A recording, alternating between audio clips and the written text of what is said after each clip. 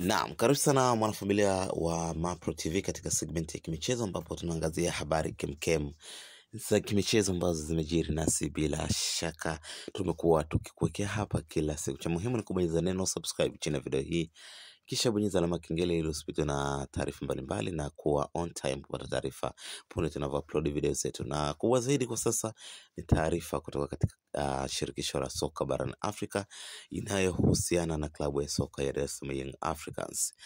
Sasa taarifa hii bwana ni njema sana kwa mashabiki wa klabu ya soka ya Yanga baada ya shirikisho hilo la soka barani Afrika CAF kuwaweka katika timu ambazo zimevunja rekodi msimu wa 2025-2026 katika mashindano yaliyokuwa chini ya shirikisho hilo la soka barani Afrika CAF, na wameweka klabu za Yanga pamoja na Pyramids FC ya kule nchini Misri, ambapo mchezaji Fiston Kalala Mayele aliyetokea Young Africans kwa sasa anahudumia katika klabu hiyo ya Pyramids. Shirikisho la soka barani Afrika CAF limetoa pongezi kwa clubs hizo mbili ambazo kwa siku za hivi karibuni zimekuwa ni klabu tishio sana na zimekuwa zikivuka zile stage ama tunaweza kusema levels ambazo zilifikia katika vipindi vingi vya nyuma, lakini kwa sasa zimevuka na kufanya vizuri zaidi.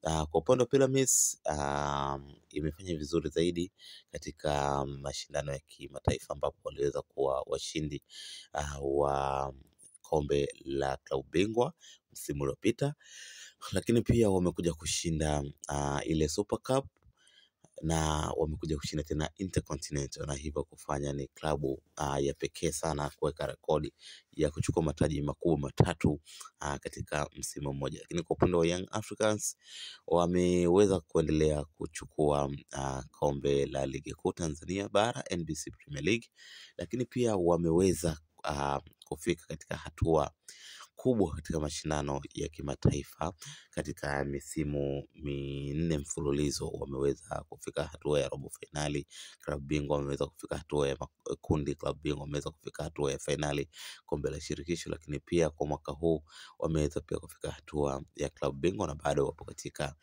nafasi ya pili katika kundi, na hivyo inawezekana wakafika tena katika hatua ya robo final. Lakini vile vile sifa iliyowapelekea klabu ya Yanga pia kuvunja rekodi, pia wamekuwa ni timu ambayo imeweza kutoa goli bora la msimu, kwa maana goli la Clement Mzize ambalo limechukua goli bora la mwaka katika mashindano ya kimataifa.